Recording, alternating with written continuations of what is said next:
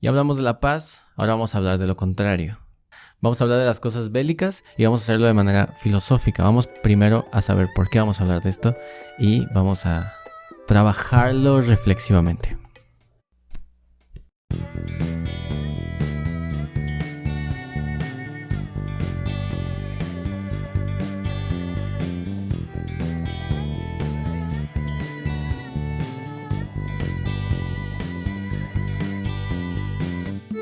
Antes de empezar, porque nos vamos a ir tratar de irnos más rápido y vamos a tratar de ser más ágiles porque hay muchas cosas que decir.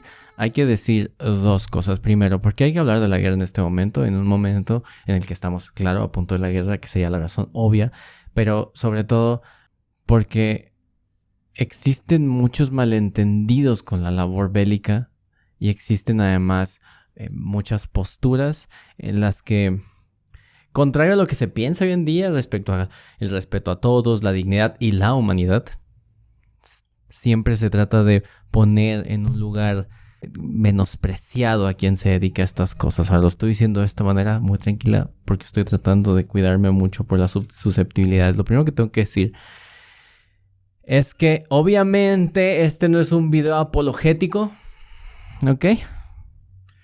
Aquí no vamos a decir que le vamos a ningún lado como hemos hecho en todos los temas. En ningún tema hemos dicho nosotros estamos a favor de algo o estoy a favor de algo, sino que voy a tratar de hacer una especie como de acercamiento a las situaciones bélicas, pero tratando de ver los polos. Y ustedes saben que el polo académico no me gusta, pero hay que tratarlo un poquito.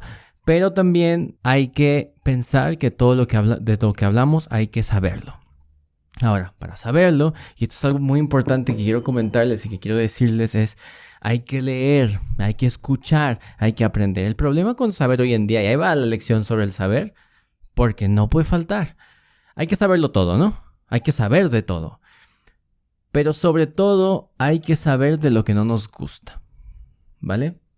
Cuando la gente dice, oye, pero ¿cómo podemos leer a ciertas personas que están hablando sobre la guerra y tal? Solo podemos tener información de la guerra de primera mano de quienes han estado ahí. Y yo sé que dentro de la bibliografía que tengo para este video, tengo muchos autores que ustedes no conocen. Ahora, no los conocen porque no son autores necesariamente, sino porque son gente contando sus experiencias. Después del último video, me tomé el tiempo para visitar mi colección de libros de, digamos, testimoniales o libros de gente que ha estado en la guerra, porque a mí me interesa mucho el tema y porque de eso es lo que quiero hablar ahora.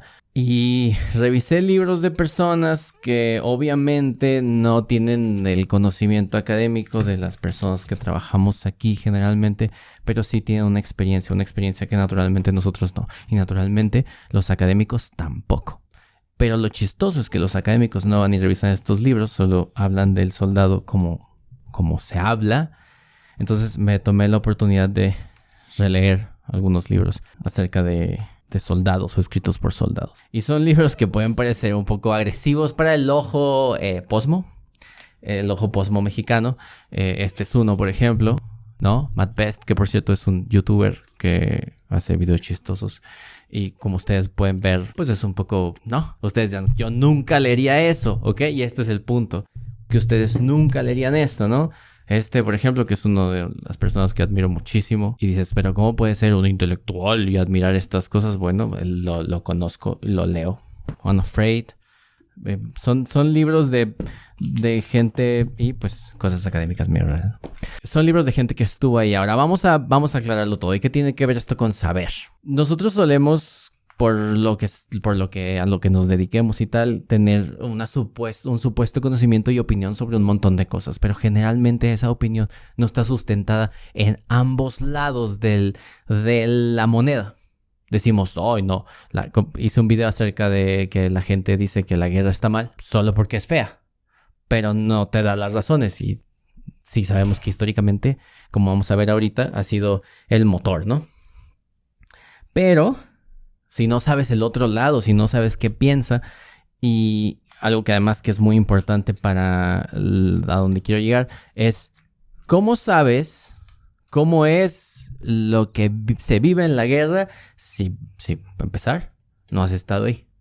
Y luego, ¿cómo sabes qué es ser un soldado si lo tuyo es andar haciendo otras cosas que no tienen nada que ver con la milicia? Así que vamos a empezar. Siempre que hablamos nosotros, hablamos de la guerra.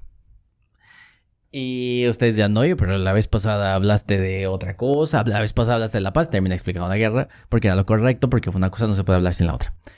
Antes de la esclavitud, pero estaba la guerra de Espartaco, entonces seguía hablando de la guerra. ¿Qué quiere decir esto? ¿Que el David es un fanático de la guerra? No, que el David es un fanático de la historia. Y vamos a ver esto. Si ustedes encuentran los primeros libros estos que contaron historias más o menos divertidas, estamos hablando de los textos homéricos que iniciaron el occidente para algunos. Esto está situado en una época de héroes. Ahora, ¿por qué un héroe es un héroe? Porque vive en esa época, ¿verdad? Pero al mismo tiempo, si las historias son solo contadas a través de la guerra, entonces son héroes en tanto que son guerreros, en tanto que son soldados, ¿vale? El soldado es algo que ha existido desde las civilizaciones. Bueno, desde que se inventó el arco dijeron, podemos...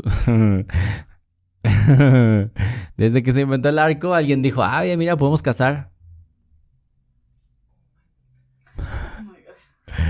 Podemos cazar y matar gente.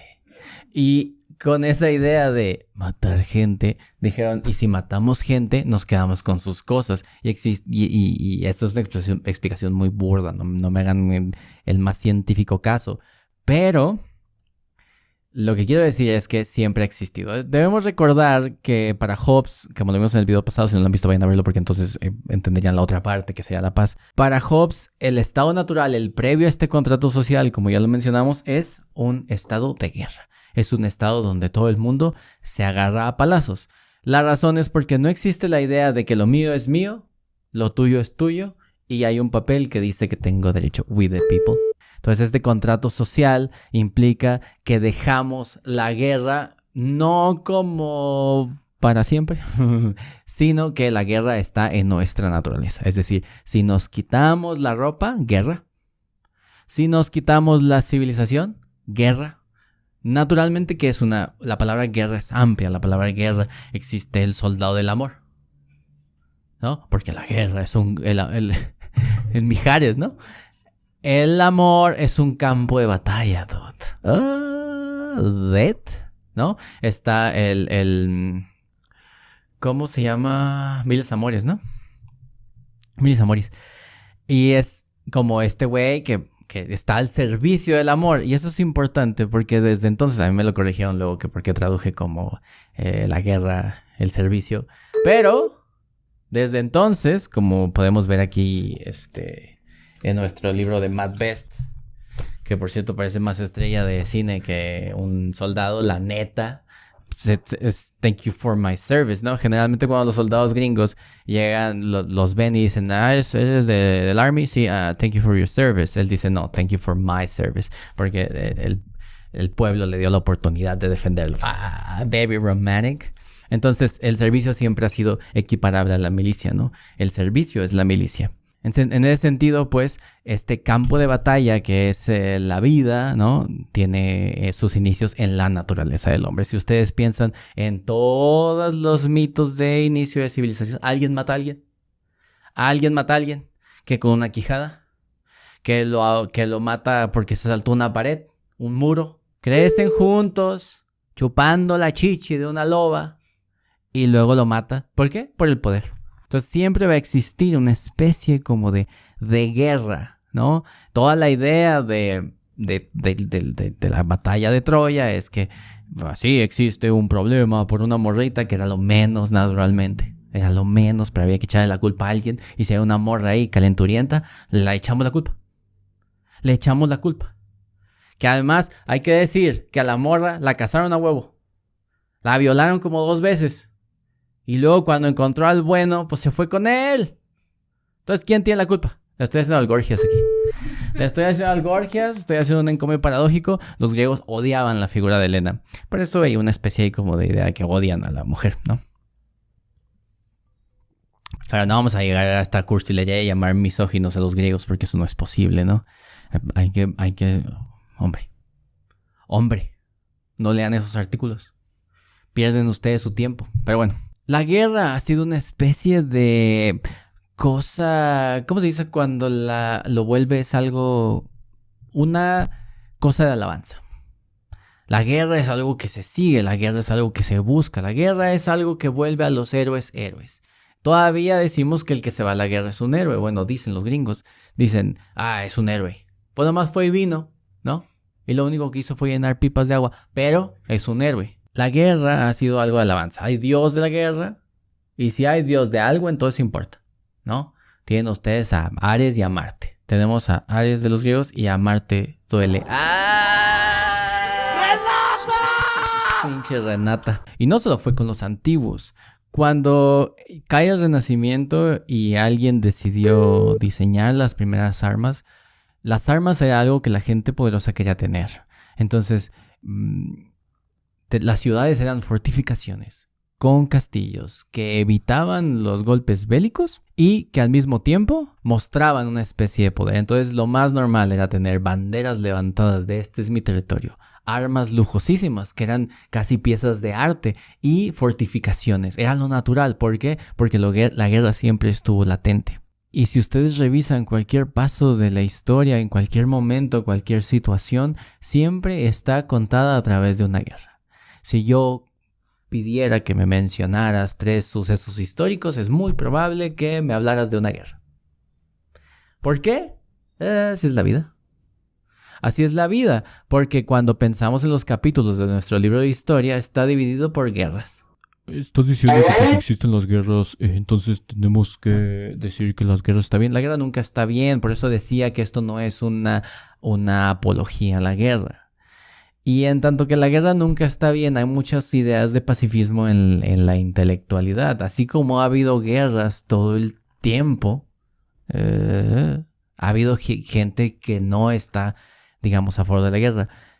Y una de esas personas, por ejemplo, en el Renacimiento del que hablamos, es nuestro Erasmo de Rotterdam. ¿Por qué? Porque hay que mencionarlo. ¿Por qué hay que mencionarlo? Porque hablo de todo. A la gente que habla de todo, se habla en todos los temas. Miren lo que guapo es. Erasmo de Rotterdam. Esta es una traducción que pueden conseguir. Yo, obviamente, prefiero el latín. Lo digo esto sin mamonería, solo que pues a veces las traducciones hacen un flaco favor a la idea de traducir adagios o dichos. La gente no sabe traducirlos y termina traduciéndolos literalmente o peor. Erasmo tiene una serie de textos donde está en contra de la guerra. Erasmo era en esencia un pacifista. Ahora estamos hablando de un pacifista que vivió la guerra de Reforma. Naturalmente que él buscaba la paz. Él tuvo una situación muy extraña en la guerra de Reforma porque él no tomó lugar. Y la razón por la que no tomó lugar es porque era el ser más coherente y ético del mundo. O sea, si el vato es pacifista, ¿por qué tomaría partido? Y entonces de los dos lados lo apedrearon, ¿no? La idea de este vato va por muchos niveles y lo dice a través de sus adagios. Lo primero que dice es, él no entiende por qué la gente va y se expone a estos sucesos crueles de la guerra, pero al mismo tiempo no entiende a todas las guerras inútiles, sí estúpidas, pero entiende peor cuando las guerras no tienen ningún sentido. Cuando, por ejemplo, dice que decidimos, porque nos lo permite el César, el rey o quien sea, ir a la guerra, pero al mismo tiempo nunca pensamos que el rey o el César puede ser un estúpido.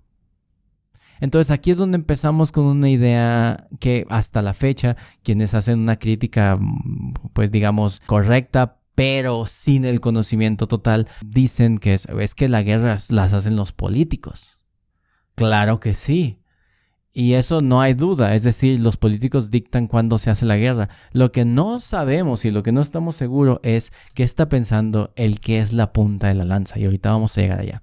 Antes, respecto a la punta de la lanza, Erasmo se va a preguntar, ¿por qué haríamos guerra si nuestro cuerpo no está hecho para la guerra? Hay un argumento vegano que dice, oye, pero ¿por qué comemos animales? Si la naturaleza hubiera querido que comiéramos animales, hubiéramos tenido uñas largas para cazar, colmillos largos y picudos y filosos para comer la carne cruda. Y nosotros decimos, sí, excepto que eres estúpido. Porque crecimos en la sociedad de la proteína, ¿no? Pero además, porque siempre cuando la gente utiliza este argumento, lo que no está entendiendo es que nosotros tenemos un arma más poderosa que las garras y los colmillos y la velocidad de 4 patas. Tenemos el cerebro y algunos lo usan más que otro. Los que usan más que otro, pues no se han inventado argumentos babosos para evitar comer carne con el fin de ser bueno con la naturaleza, aunque al crear tu comida vegana orgánica, mates a todos los animales alrededor por los insecticidas. Y para limpiar la tierra. Y en ese fin de que los animales no coman lo que tú, estás matando a más animales. Y ya me estoy desviando del tema. ¿Por qué? ¿Por qué me estoy desviando del tema? Distraigo. Lo que Erasmo dice entonces es, si no tenemos las armas que ciertos animales como el toro tiene para clavárselos a alguien, como tienen los animales que pican con la frente para empujar, entonces, ¿por qué pelearíamos, güey? ¿Por qué agarraríamos una espada? ¿Por qué nos inventaríamos un filo que hace lo que ese cuerno? Lo raro es que lo diga Erasmo, que es uno de los cerebros más interesantes de la historia y que nunca había pensado, bueno, pues quizá porque tenemos cerebro, pero sí lo refiere a la maldad y a la estupidez. Acuérdense que para Erasmo todos somos estúpidos, en tanto humanos, estúpidos. En tanto hombre, estúpido. En tanto niño, estúpido. En tanto mujer, estúpida. O sea, todos, no, porque ustedes leen Elogio a la Locura y dicen, ay, si todos estamos locos. No dijo eso. Él dijo estúpidos. Y tiene razón. En fin, el vato dice esto, ¿no? Esto puede ligarse con otro adagio que él menciona, que es que si agarras 2 jarrones y los chocas, ninguno sale ileso. O se rompen los 2 o se rompe uno. Pero este otro va a quedar dañado, dude. Va a quedar frágil. Y es la idea, es lo que no entiende Erasmo. Dice, ¿para qué nos andamos agarrando a catorrazos si vamos a salir mal? Porque nadie sale bien de la guerra. Y esto pone en otro punto al que vamos a llegar después cuando hablemos del soldado. Si nadie sale bien de la guerra, y la guerra no se utiliza, como vimos con Kant en el video pasado, para llegar a la paz, como piensa también Aristóteles, como piensan la mayoría de los pensantes que entienden la guerra, pero además saben que es un medio para un fin, entonces entendemos que la guerra tiene una función que nos pesa, nos duele, pero es necesaria para conseguir lo que sea que tengamos que conseguir. Ahora, si los ponemos en la visión cristiana del mundo, pues entenderíamos que la guerra sería responder al mal. Y acuérdense que Chuyín Chuyito no quería que tú respondieras al mal. Chuyín Chuyito quería que tú pusieras la otra mejilla. Ahora, no nos vamos a poner en cosas de la Biblia, no nos vamos a meter en broncas. Porque ahorita yo ya estoy viendo sus videos, gente, y están interpretando la Biblia toda mal, güey. Porque yo he leído esos pasajes que ustedes supuestamente están analizando para sus nuevas causas, y yo los leí en griego. Y en el Nuevo Testamento no dice eso que tú dices. No vamos a meternos en cosas bíblicas porque ahorita todo el mundo entiende. Ahora otra vez. Igual que en la Reforma, todo el mundo entiende la Biblia. ¿Ven? La cagó el Lutero. Nomás digo. Guerras bíblicas. Guerras de las galaxias, guerras bíblicas. Hace muchos siglos en un pueblo más o menos lejano en Europa, 2 personas chocan y Erasmo gana. En fin. Otra cosa es que Erasmo va a venir a decirnos una cosa muy importante. La razón por la que hay guerra, dice él, es porque nadie piensa que su causa sea injusta. ¿Sí ven? Todo el mundo piensa que tiene razón. Entonces tú tienes a gente como que ha vivido la guerra, como Dakota Meyer, que es un marine. Es un marine. Bueno, es un ex-marine. No se ha muerto. Es el ganador de la medalla, la medalla de honor, que es, como ustedes sabrán, porque son muy cultos, la medalla de honor se la dan a aquella persona que por su valor hizo algo sobresaliente en combate. Y pues le dan muchos prizes y ya saben, mucho valor, mucho honor. Y este vato dice que después de tener que matar a un soldado a pedradas, golpeándolo continuamente en la cara, hay un momento en el que el otro sabe que va a morir. Estaban forcejeando y tuvo que estirar la mano, encontró una piedra como en las películas, güey, y le tuvo que pegar en la cabeza en repetidas ocasiones. Y después de 3 o 4 golpes, él pudo ver en los ojos de un hombre al que dice ve todas las noches antes de dormir, porque es una imagen que lo va a cazar el resto de su vida. Vio la derrota en la cara del otro. El otro sabía que iba a morir. Y después de que habla de esto, él dice que pensándolo, él sabe que... O sea, él no odiaba al otro. Él no tenía ningún odio contra él. No lo conocía, no sabía quién era, pero estaba seguro que era el papá o el hijo de alguien, el hermano de alguien, el esposo de alguien, y que ese día no iba a llegar a su casa. Y dice, él no tiene ningún problema personal con eso. Él sabe que él está peleando por lo que cree que es justo, igual que él. Entonces ambos están peleando por lo que creen que es justo. Y ninguno está mal en esa suposición. Erasmo de Rotterdam entiende esto desde entonces y dice, es que ¿quién cree que su causa no es justa?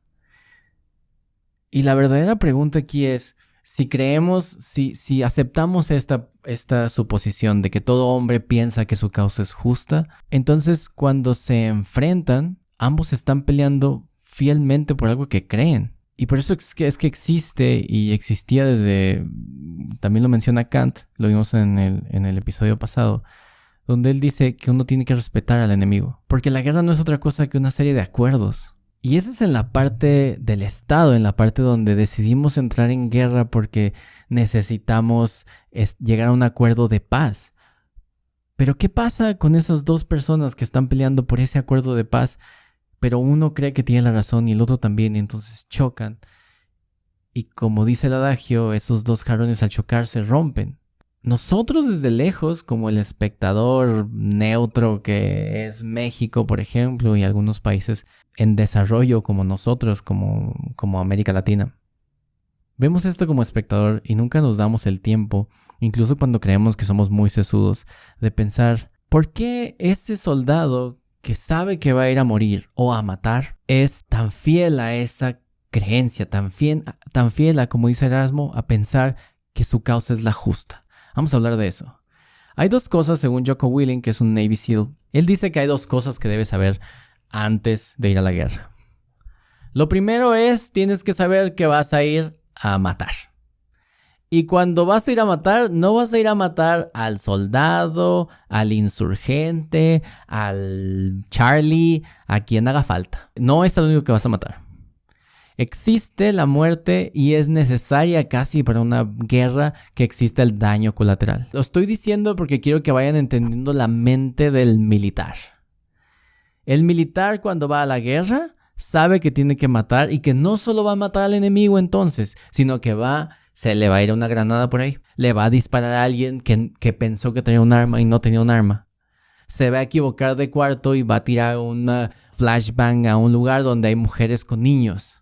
El soldado, el militar, no importa cuál guerra, cuando va a pelear, va a encontrarse con que mata a alguien que no se estaba defendiendo. Y eso es algo que es muy difícil de pasar por la garganta, dude. ¿Por qué? Porque uno piensa, no, si ese güey es malo, a donde vamos a llegar ahorita, entonces merece la muerte. Pero ¿qué tal si para matarlo a él tienes que tumbar todo un edificio? Donde no solo está él, donde está su esposa, donde están sus hijos, donde hay gente que trabaja para él, donde alrededor hay más casas y puede existir un golpe de sharpness o lo que sea que puede matar al niño enseguida. Esa es la primera cosa. El soldado debe saber que va a matar y que no solo va a matar a los soldados, que va a matar a inocentes. Lo otro que el soldado debe saber es que puede morir. Y no solo puede morir él, sino que puede morir su mejor amigo que está peleando a un lado de él. Así que debe tener estas dos percepciones, matar y morir, ¿ok? Que esto, por cierto, lo dice Sun Tzu, ¿no? O sea, lo primero que te dice Sun Tzu es la guerra es una cosa de vida o muerte. Pero no es solamente la vida o muerte del soldado, sino la vida o muerte del general, la vida o muerte del Estado, que es quien proporciona la idea de pelear por una razón. Cuando hablamos del estado natural, peleábamos y ya. Pero cuando viene el Estado existe una razón. Ahora vamos a hablar de esta razón. En todos estos libros que he leído sobre militares, ellos están verdaderamente conscientes de que existe una razón para pelear. La mayoría de los soldados de esta generación tienen una misma. ¿Cuál es esa razón? 9/11. Sí, miren, yo sé que muchos de ustedes, muy intelectuales y lo que sea, se ponen conspiranoicos con este tema. O sea, no aceptan la conspiración en nada más. No aceptan la conspiración, que si el hombre en la luna decimos conspiración, dicen, no, ¿cómo va a ser eso? Que si un güey se muere de tal, conspiración, no, ¿cómo va a ser eso? Pero cuando se trata de algo que le pasa al gringo, a huevo, güey, conspiración, porque antes que intelectuales y que creedores de la idea de la dignidad humana y de la igualdad, ustedes son anti-América. Hacen muy bien su trabajo. Porque además piensan que si algo le pasa al americano, se lo merece. Por eso les dicen resentidos, güey. Yo entiendo que no lo son, pero por eso les dicen, oye, estos vatos que tienen todas las libertades del mundo, y que por cierto generan la filosofía que ahorita ustedes consumen y con la que se creen muy interesantes, todas estas ondas posmo y tal, vienen de ahí y les dan todas estas oportunidades y ustedes todavía están ahí peleando con él. En fin, esta idea del 9/11 trajo también una especie de unión del país. En esos años, en esa época, en esos momentos. Y si fue Bush el que las tiró, pues no importa. Lo que hizo fue lograr el 9/12. Una cosa que dice Dakota Meyer es, yo daría cualquier cosa porque no pasara otro 9/11, pero daría lo que fuera porque pasara otro 9/12. Y la razón es porque les pasó igual que aquí con el temblor. Todos ustedes hipócritas, ¿se acuerdan? Que el temblor y todo el mundo andaba sacando piedras. Y todo el mundo andaba diciendo, ay, sí, México, sí nos podemos levantar. ¿Se acuerdan? Así les pasó a ellos. Solo que pues ellos sí tenían a quien irle a apuntar un arma, ¿no? Y respecto al 9/11, Tim Kennedy habla de The Falling Man, que es esta imagen de la gente en los edificios de las torres que tenía que tomar la decisión de saltar o quemarse vivo. Y él dice que a partir de esa imagen, mientras lo pensaba, él tomó la decisión de no permitir que ningún compatriota suyo volviera a tomar una decisión como esa, lo cual es, ya saben, imposible. Entonces la razón es pues la bandera, pero no la idea de bandera, lo que te venden ellos es la idea de libertad. Ahora, ¿qué pasa? Ponle, sí, estamos enojados porque nos atacan y supuestamente tienen armas de destrucción masiva, pero no es cierto también que cuando ellos están pensando en ese freedom que les gusta tanto, están pensando en la posibilidad de irlo a llevar a otro lado, ¿ok? Y ahora esta es la parte donde se pone confusa, porque quieres llevar tu libertad e imponer tu forma de gobierno como hiciste en Alemania, pero no le digas a nadie. Y además lo vas a hacer en buena fe. Pues nadie le cree, ¿no? Nadie le cree que lo vaya a hacer en buena fe. Y la razón por la que nadie cree que lo vaya a hacer en buena fe es porque porque entendemos la guerra como un motor económico. Es decir, la guerra da mucho dinero. Pero ¿qué pasa y qué dicen los testimonios cuando llegan allá? En realidad, cuando tú ves ya a un veterano que ha superado todos estos problemas con la guerra y tal, lo que te dicen es, güey, los que están allá son personas normales. Son personas que quieren trabajar, que llevan a la escuela a sus hijos, tienen un negocio y quieren nada más estar tranquilo. Dentro de esa sociedad, que es normal, que es como un México normal, existe una célula y ellos la comparan mucho, por ejemplo, al narcotráfico. Ellos dicen que el Talibán, por ejemplo, es como un cartel. Y ese cartel está empezando a apoderarse de ciertas zonas del país para que ya no estén bajo las leyes del gobierno, sino que estén bajo las leyes del cartel. O sea, si esto les está sonando, pues lo están relacionando bien, ¿no? Porque ellos entienden que el problema es la insurgencia. Entonces, siempre que ellos hablan de pelear en lugares como Ramadi o Fallujah, están entendiendo en lugares que han sido tomados violentamente por ciertos grupos que no son la mayoría de las personas, y dentro de esas misiones siempre está apoyar a la sociedad que ya está ahí. Ahora, vamos, esto es lo que dicen ellos, ¿vale? Esto es lo que dicen ellos. No estoy diciendo que lo esté dando el crédito completo. No estoy diciendo que yo esté de acuerdo con que estas misiones de intervención funcionen, pero hay que pensar en qué son esas misiones de intervención. Porque no las entendemos, dude. ¿Qué es lo que entendemos? Estos güeyes están yendo a matar inocentes. Sí es cierto. Pero ¿están yendo solo a matar inocentes? ¿O están yendo a cumplir una labor que se supone que ellos piensan es buena? Y esto nos lleva a la labor del propio soldado. Nosotros, como supuestos intelectuales, siempre estamos diciendo, el maldito soldado cayó en las garras del sistema y hace las cosas que el gobierno pide y es cruel contra las personas y mata gente. Porque siempre llegamos a la misma idea que el soldado mata gente. Y sí, digamos que es su labor principal, porque si no, ¿para qué trae un rifle? Nadie va por ahí con su rifle si no tiene un motivo para usarlo. Visto de ahí, se entiende que el soldado va a cumplir las órdenes de alguien que está por encima. Pero ¿cómo funciona? ¿Es en serio que el soldado es un peón? Y por tanto, ¿es en serio esta idea de superioridad que tienen los intelectuales respecto a los soldados? Es decir, el intelectual sí vale más que el soldado. Vamos a pensarlo, vamos a ponernos curiosos. Vamos a ponernos chistosos. Tim Carey, de quien tengo su libro por aquí, él explica que la gente, o sea, la milicia está teniendo problemas para reclutar. Y la razón es porque, pues, nadie da el peso. Nadie tiene condición física. Nadie es capaz de pasar las pruebas para poder entrar a las fuerzas especiales. Pero él dice algo muy interesante para hablar de esta batalla entre la superioridad moral del intelectual contra el soldado, que aparentemente piensa el intelectual que hace más que el soldado. Vamos a ponerlo en perspectiva. Yo desde ahorita les digo, no lo creo. No lo creo porque conozco a los intelectuales, estudio con ellos. ¿Ok? ¿Y esos inútiles? Son unos inútiles, dude. Pero aquí me estoy viendo como tendencioso, pero escúchenme bien, güey. Ustedes ya me han escuchado hablar, güey, las 2 o 3 personas que me escuchan. Y saben que conozco a los académicos y sé cómo consiguen sus puestos y sé que no saben, güey. ¿Ok? Ahora ni siquiera son buenos en lo que hacen porque sean más útiles que un soldado. Pero vamos para allá. Dice Tim Carey, cualquiera puede entrar a la universidad. Es un problema. Ahí encontramos un problema, güey, porque estamos dejando de lado muchas cosas, pero vamos a verlo desde su perspectiva.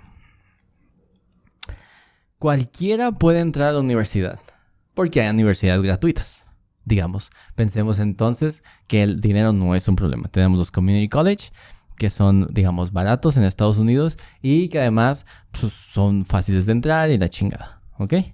La Universidad de México, por ejemplo, es gratis, solo tienes que pasar un examen. Ahora, contrario a esto, no cualquiera puede entrar a las fuerzas especiales, incluso puede ser por razones que no puede controlar. Es decir, si tú no pasas tu examen de la universidad, estudia más, ¿no? Digamos, vamos para allá, esto es lo obvio, ¿no? Estudia más. El vato no puede, de pronto, de la nada, el que quiere ser soldado, porque digamos que hay gente que quiere de verdad ser soldado. Pensemos que en Estados Unidos, como hablamos de Kant, el ejército es totalmente voluntario. Es decir, se entra al ejército en tanto que quieres hacerlo. Por tanto, digamos, para Kant eso tendría más valía. El vato no puede elegir por cuenta propia ser más alto. No puede, por ejemplo, ver mejor si quisiera. No puede tomar pastillas para ser más fuerte. Puede hacer ejercicio, pero si no puede correr a cierta velocidad en cierto tiempo, no entras, dude. Y dices, ¿eso se puede entrenar? Claro que sí. Pero ¿qué tal si tienes pie plano? Ahora, vamos a voltearlo. El intelectual que critica la guerra y al soldado, pero no está mal que critique la guerra y eso quiero que quede claro. La guerra siempre es criticable. Pero criticar al soldado porque se cree que se tiene una superioridad moral es el problema aquí. Ahora, este vato que reprobó el examen, comparado al vato que no puede entrar porque es ciego al ejército, solo tiene que esperar incluso semanas a veces, o 6 meses, o 1 año, y ese año puede estudiar más, dude. Pero no vas a ser más alto en 1 año, güey. Entonces dice Tim Carey, cualquiera puede entrar. Cualquiera puede entrar. Y el que no entra a la universidad es por pendejo. Ahora, pero ¿cuál es la diferencia? El güey que de verdad quiere entrar a la universidad y el güey que de verdad quiere entrar al ejército y no pasaron la prueba, solo tienen que estudiar. Y hay dos vías. La del soldado es entrenar, bajar de peso, correr mucho, hacer mucho ejercicio y trabajar todos esos meses para volver a hacer una prueba en la rama militar que le dé la gana. Y si es una rama militar de élite, pues imagínate. Imagínate, dude. Ahora imagínate que nomás quieres entrar a la UNAM. Ahí, que necesitas pinches 60 puntos para entrar, güey. ¡De 100! 60 de 100 para estudiar filosofía o alguna mamada. Entonces, el vato, güey, que no pasó el examen, puede solo estudiar un año más para volver a hacer el examen. ¿Pero qué dice? Oye, ¿sabes qué? Es que el examen es elitista y creo que debemos romper con el elitismo De la universidad. Dude, nomás es un examen que busca probar que puedes almacenar información en tu cerebro, dude. Y creo que es el mínimo requerimiento para poder entrar a estudiar una carrera, la que sea. Porque si no eres capaz de almacenar información, dude. Y el que no dice eso dice, es que el examen no está hecho para gente neurodivergente. O el otro, es que me da ansiedad tener que llenar bolitas. Y todas estas cosas, por cierto, no es que me esté burlando de las enfermedades mentales, es que neta sí las tienen, dude. Ese es mi verdadero problema hoy en día, güey. Que ahora para un psiquiatra es muy fácil decirte que tienes algo y venderte cosas, dude. Porque está de... Sorry, güey. ¿Ok? Está de moda decir que tienes pedos, güey. Sorry, güey. Si los tienes, trabájalos y si hay algo que arreglar, arréglalo. Pero si no, un pinche test de Facebook no va a decir que tienes depresión, TOC, neurodivergencia o lo que se te dé la perra gana, dude. ¿Ok? Entonces, el estudiante tiene excusas. El güey que busca llegar a un lugar de élite en la milicia, no. Y luego llegamos a la parte del trabajo, güey. ¿Cuál es el estrés más grande que tienes? ¿Tus finales? ¿No puedes terminar tu trabajo a tiempo? Imagínate que tienes que ir a matar gente, güey. Y evitar que te maten, güey. ¿Sí ven? Ahora, dices, sí, güey, la razón no es esa, güey. La razón es, ¿por qué vergas es que irías y aceptarías un trabajo como ese? Bueno, el problema con esta onda del voluntariado, del ejército voluntario, es que no importa la razón por la que lo estés decidiendo, lo estás decidiendo personalmente. Y esto es algo que debemos pensarlo seriamente. Es decir, ¿existe de verdad una intromisión del sistema en tu decisión? Naturalmente, porque creciste y viste a Rambo. Viste a Rambo y dijiste, uy, yo quiero ser ese güey, yo quiero ser un comando, güey. Yo vi a Arnold en la tele y dije, yo quiero ser un comando, güey. ¿Sí ves? Y luego pasan cosas en tu país, cosas como el 9/11 o lo que haga falta, y dices, hay una razón para ser un comando. Cuando nosotros nos afiliamos a lo que sea que nos afiliamos, pensamos que ciertamente es algo que nos va a ayudar. Es decir, decidimos estudiar filosofía en contra de lo que pensaban nuestros padres y creemos que eso es un verdadero movimiento de convicción. ¿Por qué no la idea de pelear por lo que un grupo social llama libertad o por venganza, si se quiere, o por llevar a un lugar donde lo justo sea justo? ¿Por qué no vale lo mismo, güey? ¿Por qué esa decisión consciente de una persona para dedicarse a alguna cosa no vale lo mismo? Cuando estos vatos llegan y tú lees sus experiencias, piensas en dos cosas.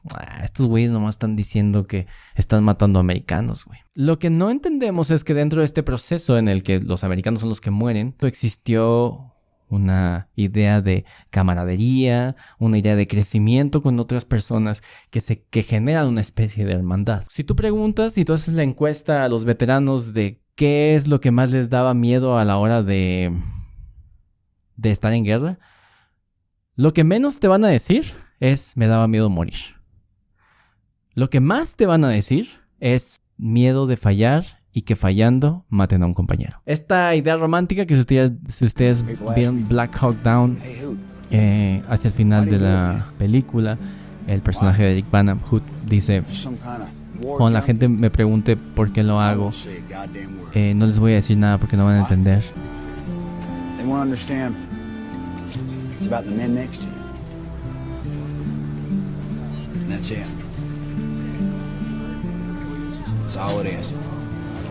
No van a entender que lo hago por el que está al lado. Eso es un microsimbolismo de eso que significa para ellos ir a la guerra. Sí lo están haciendo por el de al lado en un sentido inmediato, pero en su pensamiento están creyendo que hacen algo por una especie de generalidad. Ellos en verdad piensan que están peleando por la libertad. Y ahora, si pensamos en esta idea, pensamos, sí, pues sí, están peleando por el freedom, y el freedom es una idea capitalista. Y sí, tienen toda la razón. Pero ¿por qué no tendrían derecho a pensar en eso? ¿Por qué no tendrían derecho a luchar por eso? ¿Por qué, si una persona es consciente de que desea con mucha fuerza, con violencia y con su propia vida pelear por un ideal, por qué eso lo hace menos valioso solo porque pensamos que ese ideal nos afecta?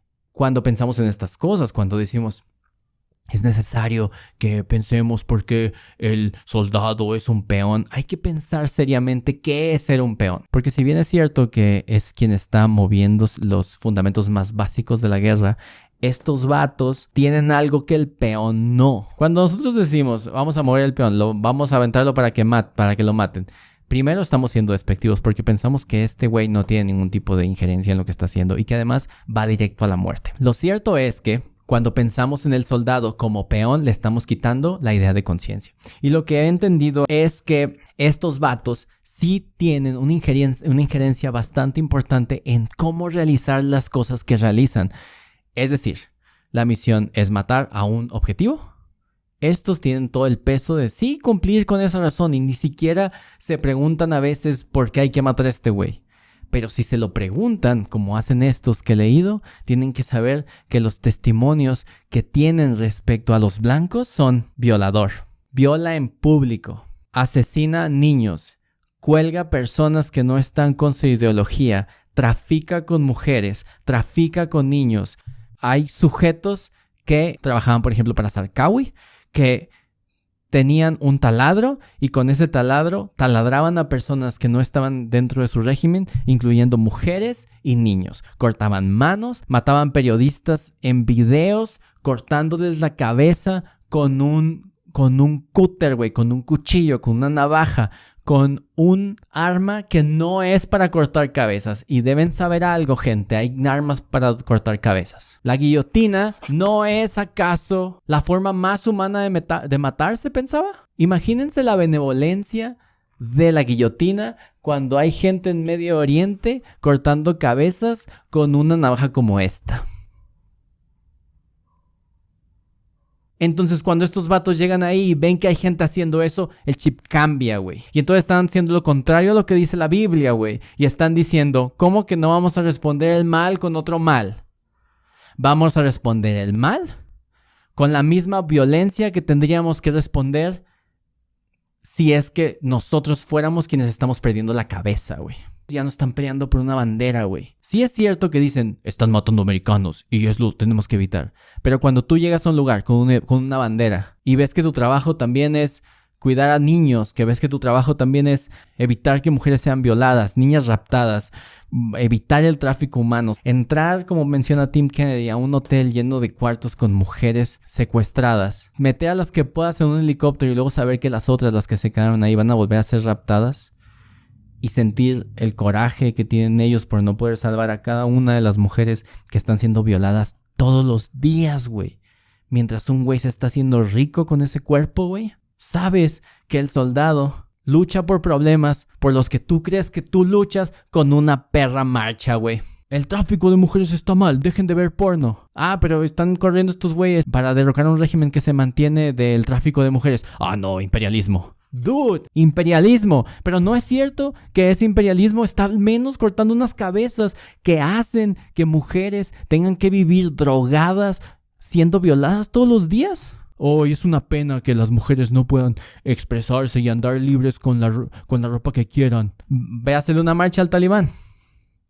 Ahora ve a hacerle una marcha a ISIS. Cuando tú lees las razones por las que estos güeyes pelearon, sí empieza diciendo, sí, soy casi literalmente, sí, el sistema me enseñó que debo pelear por una bandera y mi bandera es lo más importante y freedom y la chingada. Pero en el proceso, ¿qué hace ese peón? Darse cuenta de un mal que tú nunca vas a ver, que tú solo te imaginas, güey. Que tú solo lo ves en los libros y dices, no manches, Estados Unidos está robándose el petróleo de todos lados. Pero lo cierto es que al mismo tiempo, vatos están perdiendo la vida, están perdiendo partes del cuerpo y perdiendo amigos solo por el hecho de que existe gente que tiene un régimen que está siendo mantenido por drogas, mujeres, niños, y todos estos sufren para poder seguir en pie una especie de movimiento como la insurgencia de ISIS, que sabemos lo que ha hecho en Palmira y en otros lugares y cómo es que ha vuelto a tomar los pueblos que ya habían sido liberados. O el Talibán que volvió a tomar Afganistán. Y seguimos condenando a personas que han tenido una decisión de ir a pelear y que en el trasfondo, en el proceso de esa guerra, han estado peleando contra algo que consideran el mal. Finalmente es importante que sepan que cuando uno piensa en los testimonios que tienen algunos soldados, quienes se atreven a escribir un libro que además pues debe estar revisado por el Estado porque no pueden decir cosas que no deban, tienen la intención de no solo pasar la información, hablan del estrés postraumático, que es un problema que no nada más tienen los soldados, gente. Hay gente que tiene estrés postraumático, está en la UNAM. Cuando pensamos en esto, pensamos en personas que buscan reintegrarse a la sociedad. Aún así, esto no es suficiente para poder regresar a casa y tratar de incorporarte a la sociedad. No tienen trabajo, tienen problemas y muy pocos llegan a escribir libros o a poner empresas o lo que sea, y los que lo hacen lo cuentan como una historia mucho más difícil y mucho más valiosa que la de ir a pelear la guerra. ¿A dónde iba con toda esta cosa?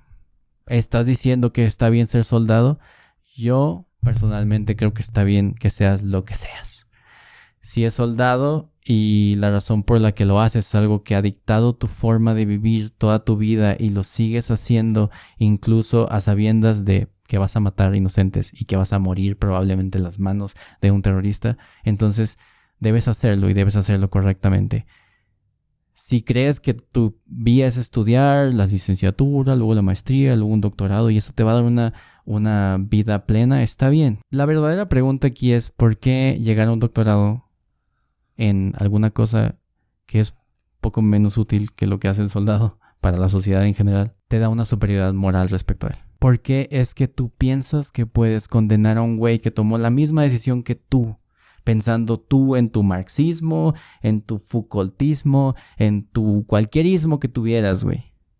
¿Por qué la idea de su ismo te causa asco solo porque no es como la tuya? Solo porque representa una bandera y tú no estás a favor de las banderas, porque representa invasión, pero no estás entendiendo la invasión como una forma no de alargar tu tierra, sino de defender algo que piensas que puede fracasar si no vas y te metes en la pelea de otros. ¿Por qué siempre queremos humanizar a las víctimas y a las personas que son compatibles con nuestro pensamiento, pero a las otras víctimas que, si ustedes quieren, son absorbidas por el sistema, y de ser así entonces no es su culpa? Porque ellos tienen menos dignidad, porque ellos son menos humanos, y porque podemos seguir teniendo una superioridad moral contra alguien que está peleando por algo que cree y que ayuda también a tu movimiento sin darte cuenta.